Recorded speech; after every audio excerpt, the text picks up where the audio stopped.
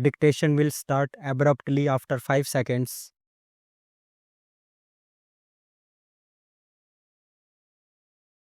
I hope you will help us by analyzing these concepts so that we may not be led away by the slogans of politicians and statesmen. Do not think I am going to decry my tribe of politicians and statesmen here. They have much virtue in them, and I am not going to say that jurists and lawyers are always very successful in dealing with public affairs, although they may be successful in dealing with matter in courts or in giving opinions. A French writer on statecraft who lived some considerable time ago said, discussing lawyers, that in general the training of a lawyer breeds habits and dispositions of the mind which are not favorable to the practice of diplomacy. Whether that is entirely true or not, I do not know, but there is perhaps something in it. The politicians obviously often go wrong, but the lawyers and the jurists in their ivory towers can also lose touch with reality. Therefore, some of the greatest judges have been those who have not only interpreted the law but adapted it to changing conditions without doing violence to it.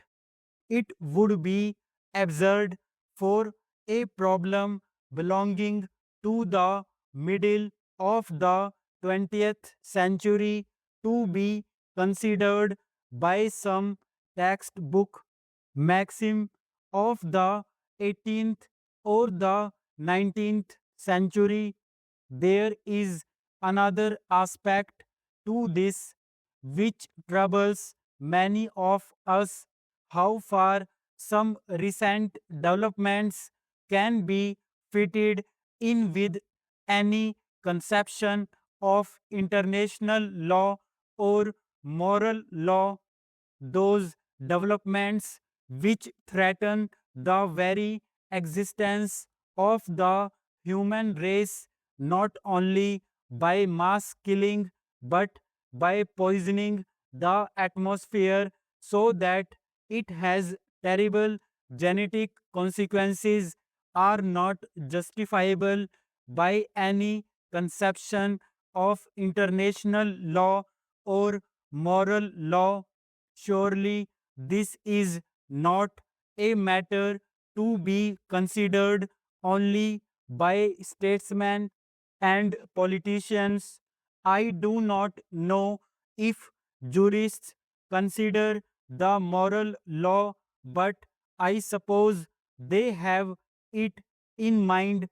Even in considering the letter of the law, it may be desirable for them to consider whether and how far these preparations for nuclear warfare or the test explosions are in keeping with any conception of international or moral law.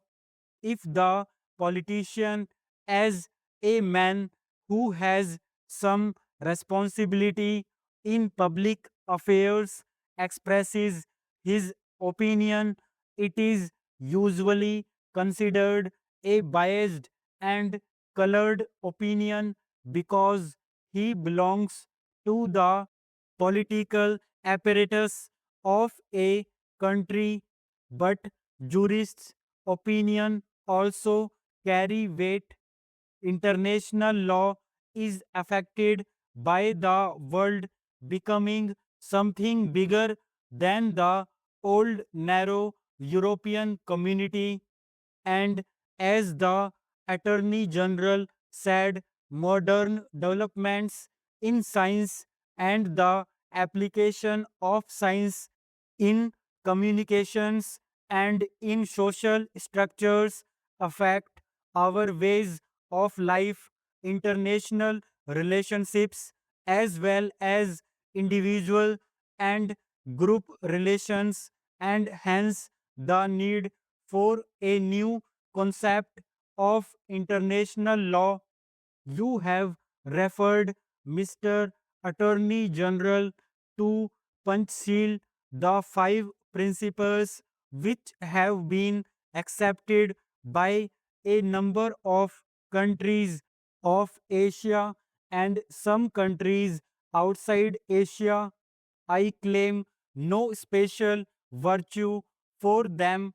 They are only some simple principles which, if adopted by nations in regard to international relationships, will not only lead us away from war but will establish healthy relationships. They are really simple, and I do not see how anyone anywhere can object to any of them. The recognition of sovereignty, non aggression, non interference in internal affairs. When a country does not conform to these principles, it is misbehaving and interfering. It is not acting according to the real basis of international law, which consists of non aggression, non interference, recognition of sovereignty, mutual respect, all these leading up to peaceful coexistence. Peaceful coexistence means coexistence of countries which differ in their policies.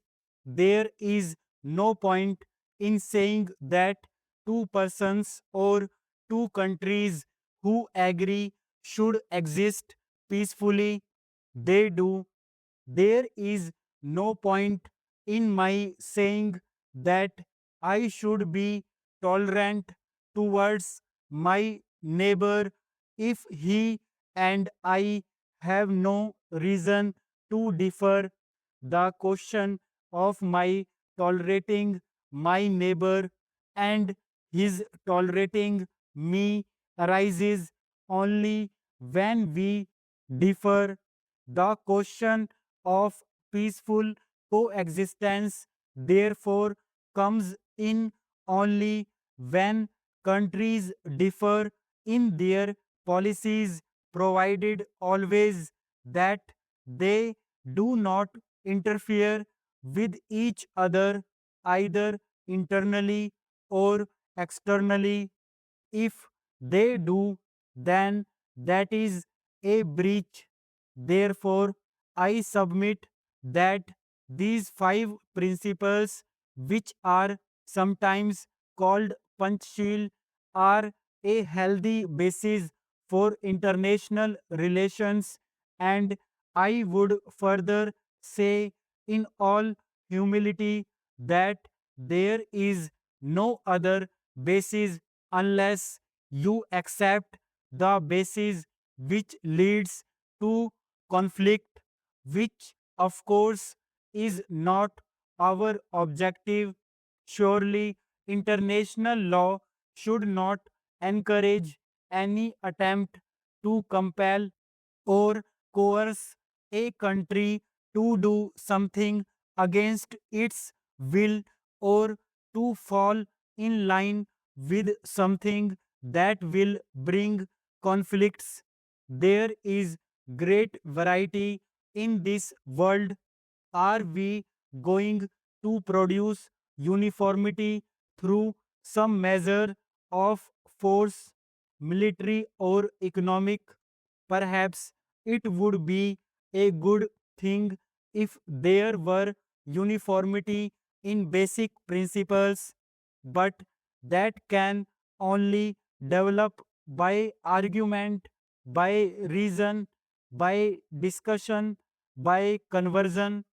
If uniformity should come about through force that is not desired,